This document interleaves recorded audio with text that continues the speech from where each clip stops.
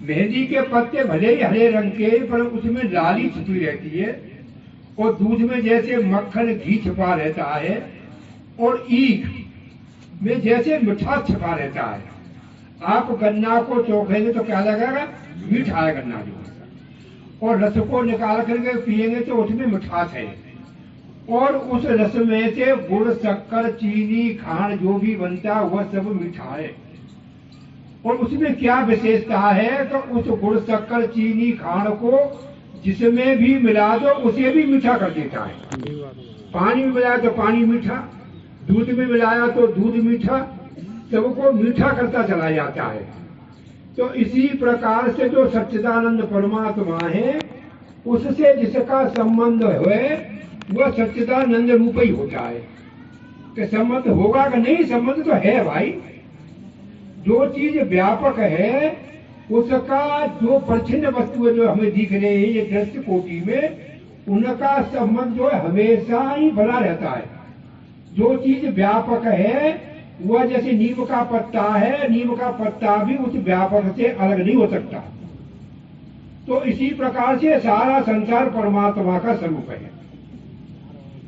एक दृष्टांत देते हैं कि जैसे आपकी ये सभा लगी हुई है विशाल, उसी प्रकार से राजा जनक के यहाँ पर रोज सभा लगती, रोज सत्संग होते हैं। मतलब बड़े विद्वान है महापुरुष है, तो बड़ी सभा में बड़े बड़े विद्वान है। तो राजा जनक के एक दिन मन में आई तो भाई विद्वान तो सभी हैं महापुरुष, पर इनमें तो कोई विशेष विद्वान होगा।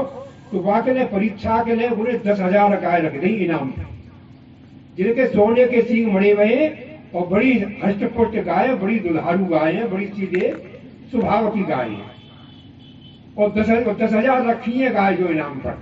तो वहाँ पंडित, महात्मा, बड़े बड़े ज्ञानी ध्यानी भक्त अपने अपने पोथी पत्रा साथ ले लेके बैठे हैं सब। भाई साथ हाथ होगा, कोई ज्यादा विद्वान है हमें। और सबके बाद में आए वहां याज्ञवल्क्य महाराज, उनको एक चेला संग उनके। तो उन्होंने एक दृष्टि से ही देखी, उन्हें जितने पंडित महात्मा बैठे हैं सब ये अपने प्रमाणों के द्वारा, शास्त्रों के द्वारा सिद्ध करेंगे परमात्मा को। तो उन्होंने कमजोरी पकड़ ली सबकी, उन्हें कि ये नहीं बता पाएंगे कोई भी। तो उन्होंने एक बात कही वहां पर, प्रमाता च प्रमाणम च प्रमेय प्रवृत्ति तथा सिद्धांतो किम पेक्षते। अब आप विचार कीजिए, जिसके द्वारा प्रमाता, किससे कहते हैं प्रमाता? अंतःकरण विशिष्ट चेतन का नाम प्रमाता है। यानी जो अंतःकरण को, वो अंतःकरण में जो वृत्ति जा रही है, विषय पे, वृक्ष पे गई, मंदिर पे गई, उस प्रमाण को भी, और प्रमेय जो मंदिर पे गई, मकान पे गई, उस प्रमेय को भी, इन सबको जो प्रकाशता है, और उसके लिए हम प्रमाण ढूंढते हैं कि हम परमात्मा की सिद्धि करें कि परमात्मा ऐसा है। तो ये सब प्रमाण गलत हो जाते हैं उसके सामने पड़ जाकर के। तो सबका सबसे बड़ा प्रमाण तो परमात्मा है, उससे सबकी सिद्धि हो रही है। और हमारी खोज है वही उल्टी, कि हम खोज रहे हैं उसे, बल्कि तो वो खोज रहा है सबको। हमारे अंतःकरण, मन, बुद्धि, इंद्री सबको जानने वाला कौन है? परमात्मा। और हम जानना चाहते हैं उससे, अपनी इंद्रियों से, इनसे। तो उन्होंने कमजोरी पकड़ी, तो उन्हें गायों को लाला खोलो, ले चलो अपने आश्रम को। तो सबरे पंडित महात्मा सब घबरा गए, बोलने गई तुम बड़े ब्रह्मज्ञानी चले आए, तो गाय ले जाओगे यहाँ के? तो कहा भैया का शास्त्रार्थ होगा यहाँ पहले, हार जीत ये शास्त्रार्थ कर लो तो भैया। तो शास्त्रार्थ कर लो, हमारी जो माँ बहन बैठी है। ऐसे वहां पर एक गार्गी बहनी, बड़ी विद्वान विदुषी, तो वहां ने प्रश्न करे वहां पर, तो सो ब्रवीत पतंचलम काव्यम याज्ञ कास्ते बेटी न तुम काव्यम तत्सूत्रम एना अयम लोक है परश्च लोक है सर्वाणी च भूतानि सन्नधानी भवंती। उस गार्गी ने पूछा कि महाराज एक बात बताओ, यानी जो यह लोक परलोक सब उसमें गुथे हुए हैं, और उसे सूत्र कहते हैं। उस सूत्र को तुम जानते हो? वो सूत्र क्या वस्तु है? उन्हें कि हाँ मैं जानता हूँ सूत्र को।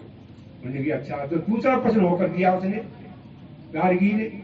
तो उन्हें कि एक बात बताओ दूसरी, कि एक दूसरा है अंतर्यामी। उस अंतर्यामी को तुम जानते हो? कि मैं हाँ अंतर्यामी को भी जानता हूँ। तो बताओ तो फिर। तो पहले उसमें बोला उन्होंने कि स हो बात है सहो बात है यद ऊर्ध्वम गार्गी।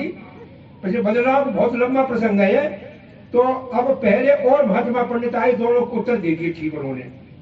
अब और पंडित और लोग महात्माएं बोलने पसंद करे कैसा, ये शरीर ही आत्मा है, ये इंद्रिय ही आत्मा है, यह मन ही आत्मा है, बुद्धि ही आत्मा है। तो याज्ञवल्क्य ने मना कर दिया कि ये कोई आत्मा नहीं।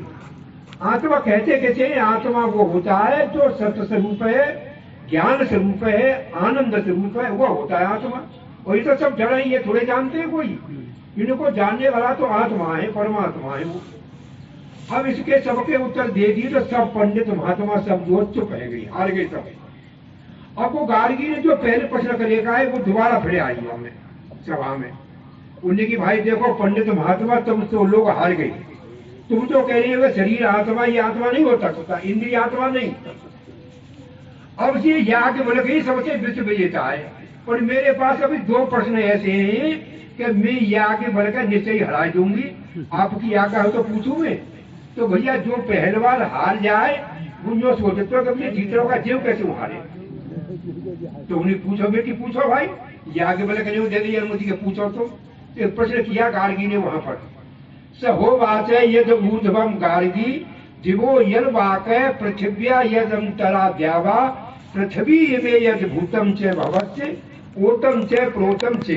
अब तो मेरी तरफ जरा उस गार्गी ने संकेत किया याज्ञवल्क्य से, अच्छा भाई ये बताओ, ये वाणी ऊपर ढीलो, ढीलो माने स्वर्ग वैकुंठ आदि, तो गुंज की ये बताओ स्वर्ग से वैकुंठ से ऊपर क्या है, और ये नीचे पृथ्वी से नीचे क्या है, और इन दोनों के बीच में क्या है, और जितने ये भूत प्राणी हम सब देख रहे हैं बैठे हैं, यह सब किसमें गुथे हुए हैं।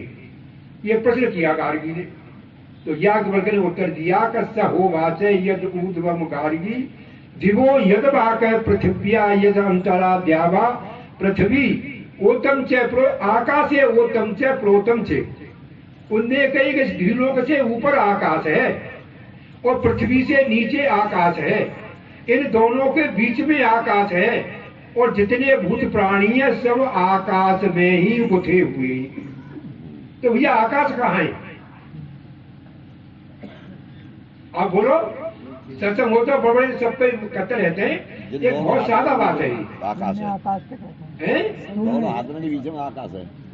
तो आकाश जो है ऐसा नहीं, कुछ लोग समझते हैं कि आकाश तो जो ऊपर नीला दिख रहा है वो आकाश नहीं, वो तो दूरता दोष से हमें आकाश दिख रहा है। आकाश का नाम है अवकाश, जो हमें घूमने फिरने दौड़ने के लिए जगह दे रहा है उसका नाम है आकाश। आकाश की सबसे बड़ी देन है संसार के अंदर। आकाश न होता तो संसार भी न होता, हम तो भी न होते, और आकाश न होता तो ये जो मकान 2 मंजिल 4 मंजिल के बना रहे हैं ये भी नहीं बन पाते। जो वृक्ष जो बढ़े चले जा रहे हैं आकाश में ये भी नहीं बढ़ते, हम दौड़ भी नहीं सकते थे, रेल मोटर कार ये भाग भी नहीं सकते थे। ये सबरी आकाश की देन है जो है यहाँ पर। तो उन्होंने उत्तर दिया कि ये सब आकाश में स्थित है सब। तो गाली बड़ी खुश है गई, बोली बड़ा बढ़िया उत्तर दो आपने। तो फिर वहां ने प्रश्न में प्रश्न करते हो उन्हें की बताओ फिर आकाश काय में स्थित है।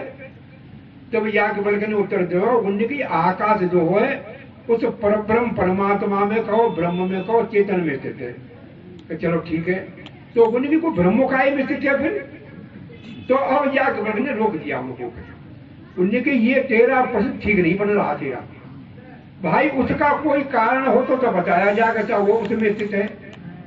भाई ऐसी कोई वस्तु नहीं जो ब्रह्म का कारण बन सके, सबका कारण परमात्मा ही है, ब्रह्म ही। संसार जो है बना हुआ इसलिए कहा जा रहा है, इसलिए बोल रहे हम भी नहीं, उसका कोई कार्य कारण बनता भी नहीं। सबका कारण तो परब्रह्म परमात्मा है, उस परमात्मा में ही ये सारा संसार दिख रहा है हमें। अगर परमात्मा न होता तो संसार बनता भी नहीं, होता भी नहीं, और इसका व्यवहार चलता है। जन्माधस्य यज्ञ ये वेदांत का दूसरा सूत्र है। और आप कथा सुनते हैं भागवत की, तो भागवत में पहलो श्लोक है कि जन्माधस्य यतोन्वया तलत 4 से 8 लाइन का श्लोक है, बहुत बड़ा श्लोक है। तो उसमें यही बात बताई उन्हें कि यह संसार की उत्पत्ति स्थिति जो लय हो चुका है वह परमात्मा है, वह ब्रह्म है। कोई वस्तु बनेगी भैया तो काऊ को वाको मेटेरियल पहले होना चाहिए। जैसे मान लो रेल मोटर कार हवाई जहाज बनते हैं तो ये काय में बनेंगे, लोहे में बनेंगे। अब ये मकान दुकान कोठी वगैरह बनने तो काय में बनेंगे कि मिट्टी में बनेंगे, तो कहाँ के इनको सबका अधिष्ठान है मकान दुकानों का मिट्टी। और सोने के आभूषण है कुंडल पेंडल सीता रानी मोहनवाला जयमाला, उनका अधिष्ठान है सोना। भाई सोने में जो सब बने तो बात क्या हुई कि ये जितना संसार दिख रहा है सब परमात्मा स्वरूप है। तो जितने कोठी बंगला मकान दुकान दिख रहे हैं ये सब क्या है, मिट्टी है। मिट्टी का ये को जान लो तो मिट्टी ही रूप है सब जो है। ये टाइम बता दी फूल तो फूल फुलवाई ना आता तुम क्यों बोलो बोलो चलने दो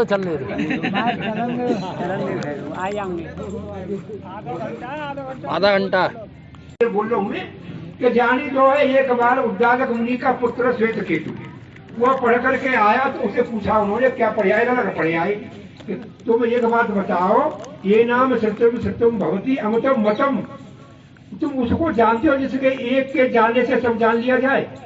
उसे नहीं जानता मैं। तो गुरु को पूछ के आओ तो गुरु जी से जाके कही उनकी विद्या आपने गुण पढ़ाई कि एक जानने से सब जान लो जाए, तो उनकी इस विद्या को तो तेरा ही पिता जानता है। तो हमारी श्रद्धा जो महान पुरुषों में हो नहीं पाती, पिता में नहीं हो पाती, जो पास महान पुरुष में बैठे उनमें भी श्रद्धा नहीं हो पाती, तो हम बातों को पूरी तरह से जान नहीं पाते। तो उन्हीं के उत्तर में नीचे कह देगा, उन्हीं फिर दोहरा रहा हूँ।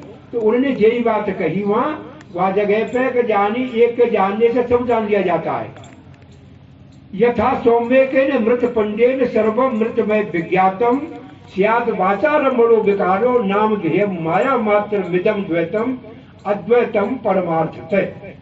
मिट्टी में जितने भूलुआ कुल्लड़ चपटा गागर सुराही बर्तन बने उनमें हम उन सबको न्यारे न्यारे नहीं जान पाएंगे दिले दुनिया में, पर हम एक को जानना। एक क्या जाने भैया? मिट्टी। तो जितने हमने सबको जान लिया, इसी प्रकार से कोठी बंगला गांव में शहर में निरे पर एक को जान लिया, सब जान लिया हमने कि सब जो है मिट्टी के हैं। तो इसी प्रकार एक पर ब्रह्म परमात्मा को जान जाए तो इस सारे संसार को जान जाएंगे। पिंडे सोई ब्रह्मांडे, जो इस पंड में बैठा है वही सारे ब्रह्मांड में बैठा है। इसलिए इसकी खोज करें तो इसी में परमात्मा मिलेगा।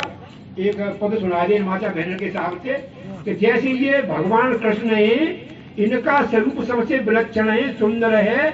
जब तुम सगुण साकार की उपासना करोगे निष्काम भाव से तो शुद्ध अंतःकरण हो करके तुम्हें साक्षात्कार उस साकार का भी होगा और फिर निराकार में बदल करके तुम्हारी स्थिति वहां जाकर हो जाएगी। तो भगवान श्री कृष्ण एक पो जो है लीला गुजवाए लीलाहारी बन के बरसाने पहुंच गई।